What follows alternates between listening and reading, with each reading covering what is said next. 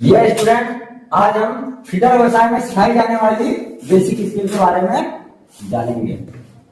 तो फिटर व्यवसाय में स्किल का बहुत ही ज्यादा महत्व है ना।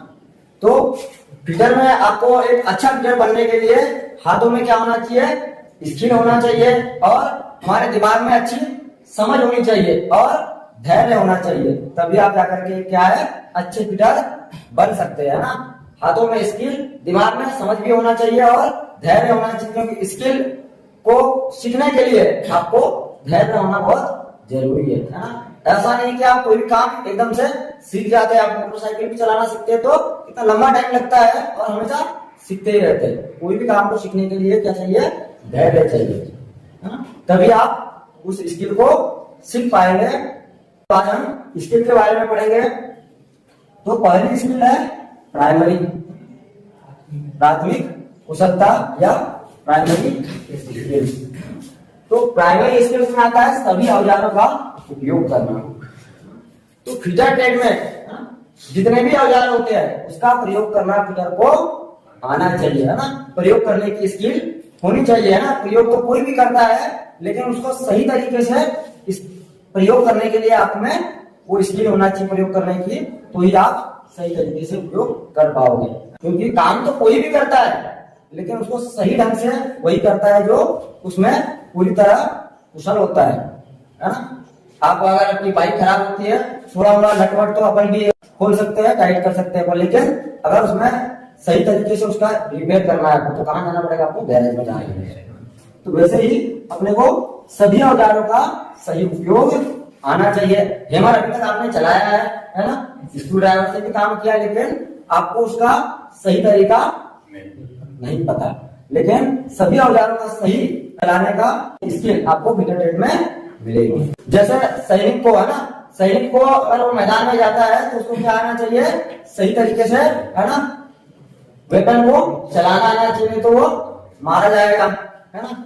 वैसे ही यहाँ पर फिटर ट्रेड में औजारों को सही तरीके से चलाना आना चाहिए। फिटर में आपको जॉब बनाने के लिए स्किल चाहिए, तभी आप जॉब बना सकते हो, कोई पार्ट का निर्माण कर सकते हो। सेकंड स्किल है मेजरिंग है ना। सेकंड क्या है, मेजरिंग। मेजरिंग मतलब माप लेना। आप कोई भी जॉब बना रहे हैं, कोई भी काम कर रहे हैं, एक अगर कहना चाहिए टेलर कपड़ा बनाता है तो उसकी सबसे पहले क्या करता है, मेजरमेंट लेता है ना। आप अगर कपड़ा बनाने जाते हैं टेलर के पास तो सबसे पहले आपकी क्या लेता है, वो माप लेता है। बिना माप के बना पाएगा क्या वो, नहीं। अगर बना भी दिया तो सही साइज में फिट नहीं बना सकता। आपको भी जो आपको फिट करना होता है तो आप मेजरमेंट लेंगे, उसके बाद में उसकी है ना मार्किंग, कटिंग और फिर फिटिंग कर पाएंगे ना। सबसे पहला आपका काम होना चाहिए तो मेजरमेंट सही आना चाहिए। अगर आपने मेजरमेंट ही गलत कर दिया तो पूरा का पूरा काम आपका गलत हो जाएगा है ना। ये छोटी सी चीज दिखती है, लेकिन मेजरमेंट बहुत बड़ा फैक्टर है किसी भी जॉब बनाने के लिए है ना। अगर मेजरमेंट ही गलत है तो पूरा का पूरा जॉब गलत हो जाएगा। जॉब गलत हो जाएगा तो पूरी आपकी मेहनत भी व्यर्थ में चली जाएगी और जो मटेरियल वो भी खराब हो जाएगा है ना। टेलर ने अगर आपके माप ही गलत ले लिया तो उसके बाद जो आपका कपड़ा बनेगा वो कैसा सही माप का नहीं बनेगा, वो खराब हो जाएगा है ना। अगर वो छोटा बन गया तो वो बड़ा भी कर सकते, बड़ा है तो फिर भी छोटा कर सकते, लेकिन अगर कुछ छोटी हो गई तो उसको फिर बड़ा नहीं कर सकते है ना। मेजरमेंट बहुत जरूरी है, सही मेजरमेंट लेना बहुत ही आवश्यक है फिटर को। उसके बाद है मार्किंग। आपने मेजरमेंट तो ले लीजिए इतना इतना है, लेकिन उसकी मार्किंग भी करनी पड़ेगी। तो मार्किंग करोगे तो मार्किंग क्या करता है, कारीगर को एक गाइड का काम करता है ना। मार्किंग कर लिए तो कहाँ से काटना है मेरे को तो पता कहाँ चलेगा, मार्किंग में निशान है, निशान को देख के हम काटेंगे है ना। कोई भी चीज को काटना है आपको एलिगेटर की सहायता से किसी जॉब को काटना है तो एक लाइन खींचते हैं ना, वही क्या मार्किंग है। अगर आप मार्किंग नहीं करोगे, ऐसे ही काटोगे तो आपका तिरछा और कहाँ से काटना है, जहां से काटना है वहां से नहीं कटेगा और कहीं और से कट जाएगा। तो मार्किंग भी बहुत जरूरी है। अगला है पंचिंग। तो पंचिंग में इसलिए किया जाता है, जैसे आपका टेलर क्या करता है, कपड़ा सिलता है, मार्किंग कर दो कटिंग कर देते हैं ना। लेकिन यहाँ पर क्या होता है, वर्कशॉप में जब अपन जॉब बनाते हैं तो उसको जॉब बनाने के लिए काटने में बहुत ज्यादा टाइम लगता है, फिर उसको घिसना है, तो तब तक क्या है, अगर लाइन खींचे तो वो मिट जाएगी। तो उस मार्किंग को पक्का करने के लिए, परमानेंट करने के लिए क्या किया जाता है, पंचिंग किया जाता है ना। पंच और हैमर की सहायता से क्या है, लाइन के ऊपर डॉट लगाया जाता है, वो डॉट क्या करता है, मार्किंग को परमानेंट करता है, और वो जो आपको कंप्लीट करते तक लास्ट तक आपको दिखाई देती है और वो मार्गदर्शन करती है। ठीक है, अगला है हेक्साइन, है ना। हेक्साइन क्या होता है, आपने हेक्सा देखा ना, सर मैंने हेक्सा के बारे में बताया था। तो हेक्सा के द्वारा किसी जॉब को कटिंग करने की क्रिया क्या कहलाती है, हेक्साइन कहलाती है ना। तो हेक्सा के द्वारा जॉब को काटने को कटिंग नहीं बोलते हैं, क्या बोलते हैं, हेक्साइन बोलते हैं। क्या बोलते हैं, हेक्साइन बोलते हैं, है ना। तो हेक्सा के द्वारा किसी जॉब को काटने की जो प्रोसेस होती है क्या कहलाती है, हेक्साइन कहलाती है। अगला है फाइलिंग, है ना। तो फाइलिंग क्या होता है, फाइल के द्वारा, है ना, फाइल के द्वारा किसी जॉब के ऊपर से अनावश्यक मटेरियल को रिमूव करने की जो क्रिया क्या कहलाती है, फाइलिंग कहलाती है।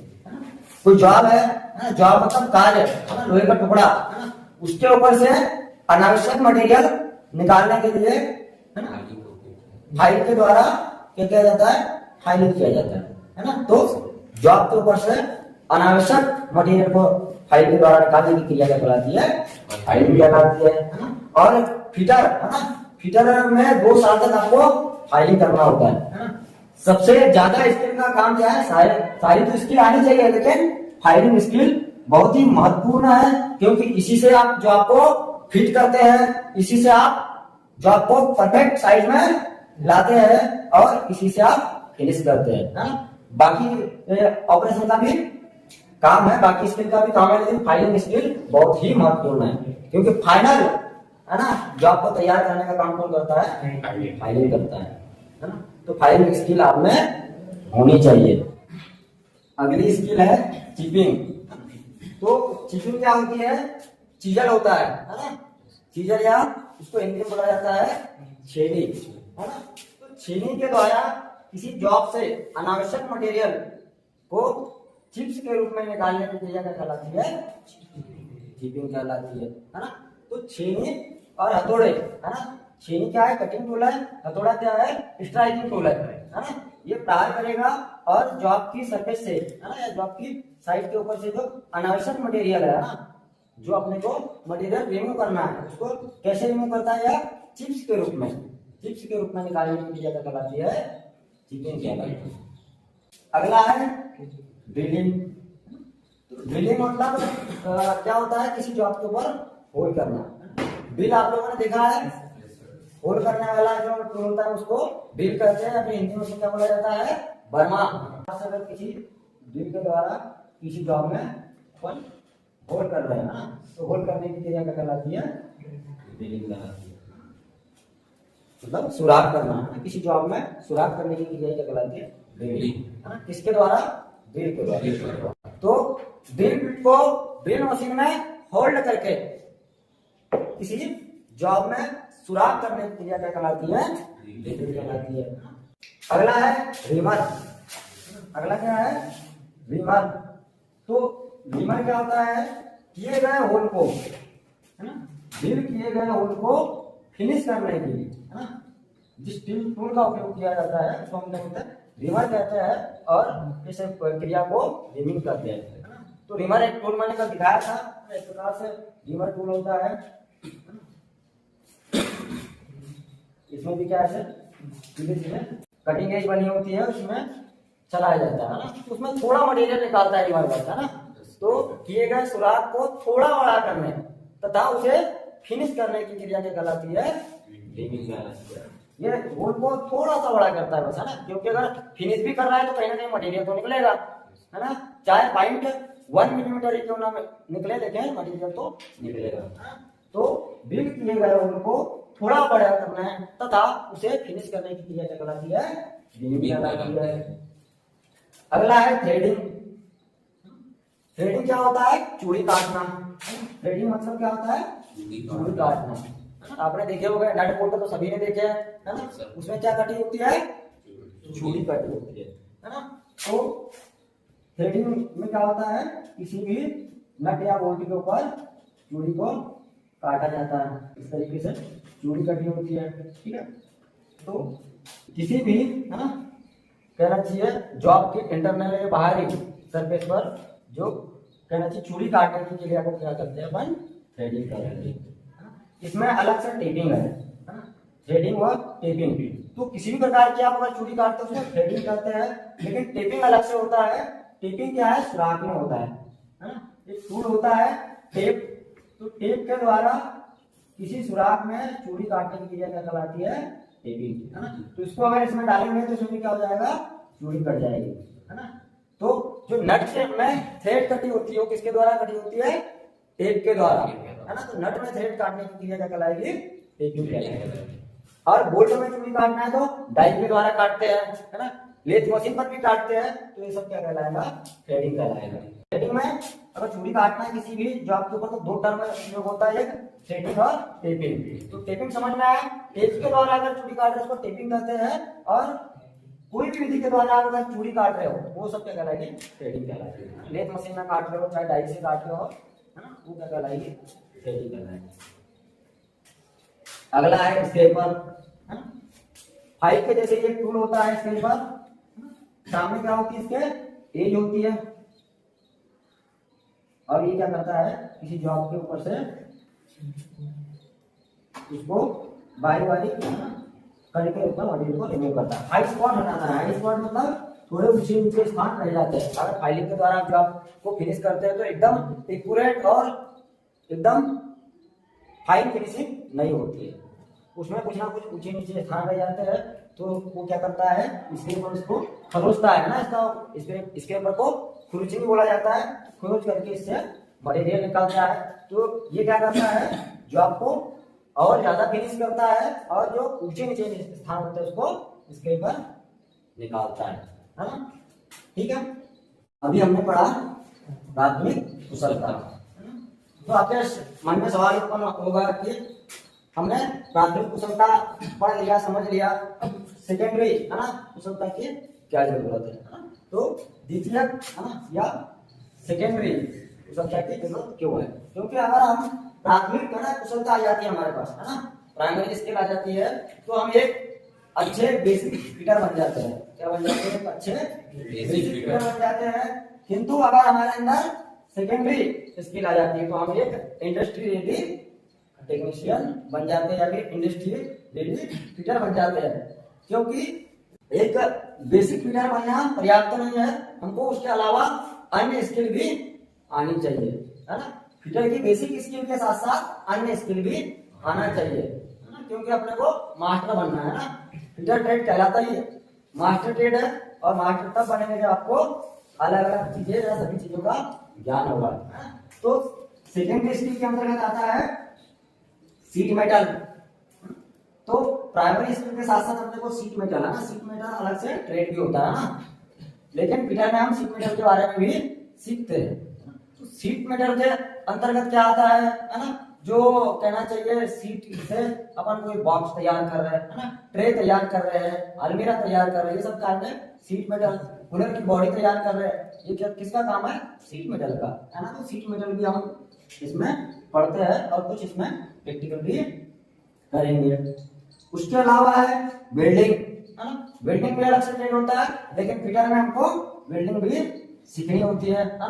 सभी वेल्डिंग मशीनों के बारे में, है ना, वेल्डिंग मशीन वेल्डिंग करते समय उपयोग होने वाले सुरक्षा उपकरणों के बारे में, कैसे वेल्डिंग की जाती है ना, बेसिक ज्वाइंट कौन से ज्वाइंट लगाए जाते हैं वेल्डिंग में, ये सारी चीजें वेल्डिंग में हम पढ़ेंगे और इसका प्रैक्टिकल भी करेंगे।